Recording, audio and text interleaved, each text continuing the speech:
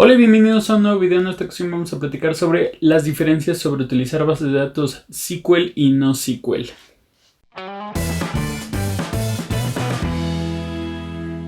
Justo para hablar de este tema les pregunté en la pestañita de comunidad del canal qué tipo de base de datos utilizan normalmente en sus proyectos. Si utilizan bases de datos relacionales o tradicionalmente llamadas con SQL o no SQL o not only SQL, es decir, que no tiene que ser estructurada y relacional la información.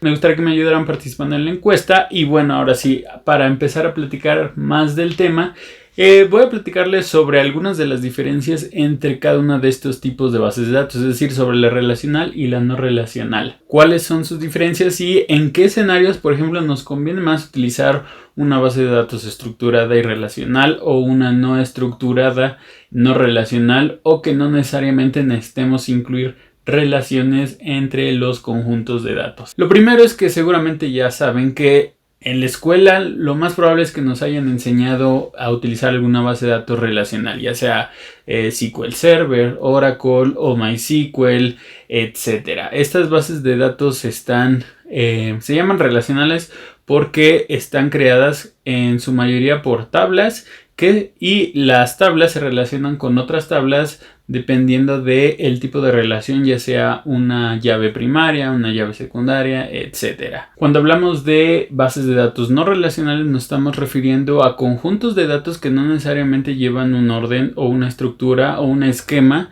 Sin embargo, sí tienen una estructura, por ejemplo, hablamos de tipos de clave valor que generalmente se utilizan en alguna base de datos como MongoDB. Verán que pues, así es a base de documentos en donde nos referimos hacia los objetos a través de el nombre del campo para obtener el valor del mismo.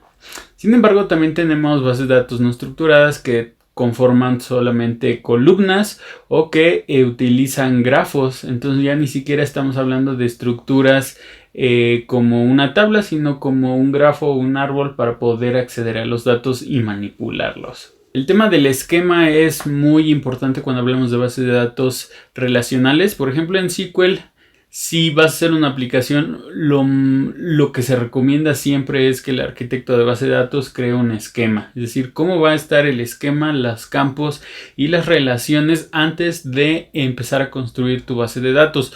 ¿Por qué? Pues porque va a ser muy difícil más adelante que mute esa estructura o ese esquema. Es muy difícil para una base de datos relacional estar cambiando constantemente su esquema, su estructura. ¿Por qué? Pues porque todas las relaciones que tiene y todos los datos y la normalización pues están asociadas a la esquema inicial. Entonces, si lo que tú necesitas es una aplicación el cual los datos necesiten estar cambiando, lo más probable es que necesites una base de datos no relacional. Si necesitas una aplicación en la cual tienes en un periodo de tiempo muy largo ya definido los tipos de campo, los esquemas, las relaciones y toda la estructura base para tu base de datos, pues te conviene más irte por un esquema de base de datos relacional. Ahora, las bases de datos no relacionales tienen un esquema dinámico. ¿Esto qué quiere decir? Que tú puedes crear ahorita una estructura con 3 campos para tener el nombre, apellido y correo electrónico. Y si mañana le quieres añadir teléfono, lo puedes hacer sin ningún problema. Es muy dinámico y es más flexible cambiar el esquema o la estructura de los campos que necesitas para poder trabajar en una base de datos no relacional. El tema de la escalabilidad es muy importante porque esto en muchas organizaciones con aplicaciones complejas, grandes o que ya tienen mucho tiempo corriendo, pues es prácticamente lo más importante. ¿Qué pasa con una base de datos relacional? Cuando hablamos de relacionales decimos que la escalación de recursos es vertical. ¿Esto qué quiere decir? Que si tú tienes en un servidor una base de datos, por ejemplo SAP, lo más probable es que necesites escalar los recursos, es decir, aumentar las capacidades de ese servidor, ya sea a nivel de procesamiento, a nivel de lectura-escritura, de disco duro o a lo mejor de memoria RAM. Entonces, esto es un poco más costoso, pues porque obviamente estás poniendo todos los recursos o la mayor parte de los recursos más importantes para que siga trabajando una base de datos en un solo servidor. Y cuando hablamos de base de datos no relacionales, podemos tener un esquema de escalamiento horizontal en la cual podemos seguir añadiendo más instancias de esos servidores sin tener que estar asignándole mayores recursos o recursos de manera excesiva para poder atender las cargas de trabajo que tengan esas bases de datos. Entonces recuerden, SQL es una escalación vertical y NoSQL es horizontal. ¿Cuál es más cara o cuál es más barata? Pues realmente eso depende de qué tan compleja y qué tantos recursos consuma tu base de datos. Realmente eso es más customizado, pero es importante saber que esos son los dos comportamientos en donde se desempeñan mejor ambos tipos de base de datos. ¿Qué pasa acerca de las consultas? Bueno, nosotros conocemos SQL, que pues pueden hacer varias consultas anidadas, o por ejemplo ya si nos vamos más con operaciones, tenemos los inner join, los outer join, etcétera, en donde ya estamos combinando no solamente consultas en una sola tabla, sino en muchas tablas de una base de datos. Ese tipo de operaciones son complejas.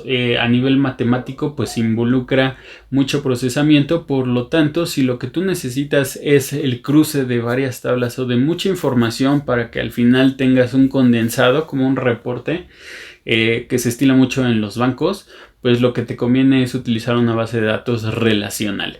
Si lo que si lo que tú estás buscando es tener mucha información o muchos conjuntos de datos, pero no necesariamente hacer muchas operaciones de cruce, pues lo más sencillo es trabajar con una base de datos no relacional, ya que si bien también tiene esa posibilidad de hacer cruce de información o de operaciones complejas, involucra más procesamiento, no son especialmente aptas para ese tipo de cosas. Por ejemplo, cuando hablamos de Big Data, pues el tema de la extracción de datos es muy importante. Sin embargo, ahí ya hay operaciones muy específicas que a nivel de Big Data se necesitan para poder extraer información.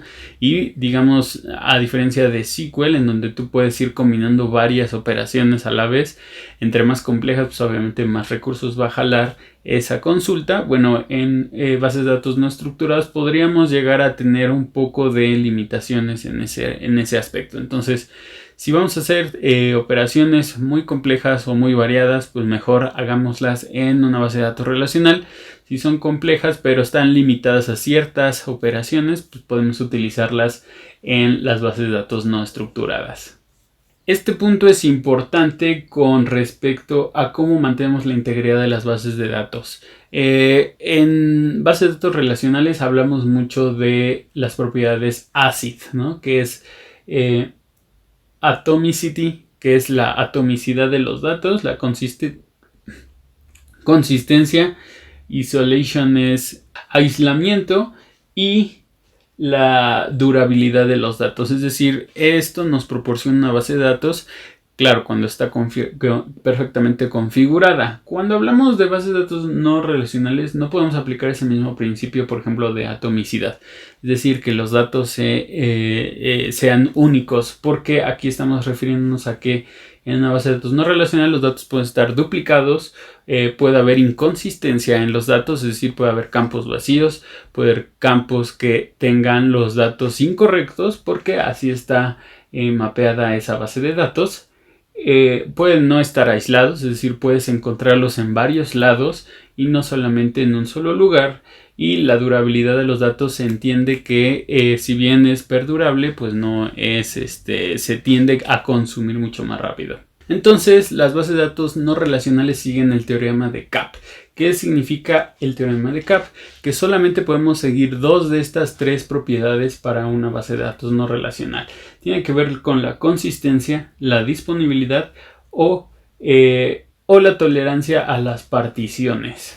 Es decir, estas bases de datos siempre van a buscar tener dos de estas tres propiedades, pero no nos garantiza tener las tres. Es decir, tenemos alguna limitación porque si vamos a extraer datos, a lo mejor no vamos a poder tenerlos disponibles siempre. Si vamos a almacenar datos, a lo mejor va a haber inconsistencias en la información. Como les decía, este es creo que un punto muy importante en cómo vas a mantener tus datos, sobre todo si lo que tú necesitas es tener datos históricos bien almacenados, con estructura, normalizados. Pues por ejemplo, en un banco o en alguna organización que lleve datos sensibles de usuarios a lo largo del tiempo, lo más probable es que utilicen bases de datos relacionales. Si lo que tú quieres es manipular datos, consumirlos, pero que no estén durables por mucho tiempo, o que estén durables mucho tiempo, pero que no los accedas de forma cotidiana, tengas mucha transaccionalidad, pero sin tantas operaciones, puedes optar por una base de datos no relacional. Y bueno, esa es una pequeña introducción de lo que les quería comentar acerca de cómo elegir una base de datos relacional o no relacional. No es algo sencillo, sobre todo porque si pensamos en ejemplos sencillos o en ejemplos básicos, pues ambos tipos de bases de datos nos sirven para el mismo fin común. Pero ya cuando empezamos a poner cargas de volumen de datos muy grandes, es cuando vamos a poder empezar a ver cuál va a ser la diferencia realmente en términos de rendimiento, del uso de recursos, de agilidad o de transaccionalidad.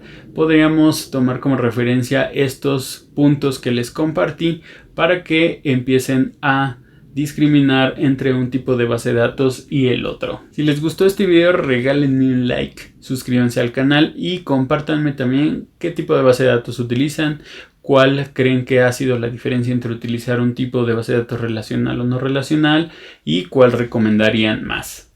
Si les gustó este video, regálenme, suscríbanse al canal y activen la campanita de notificaciones para seguir recibiendo videos como este. Y bueno, si no hay nada más, nos vemos la próxima.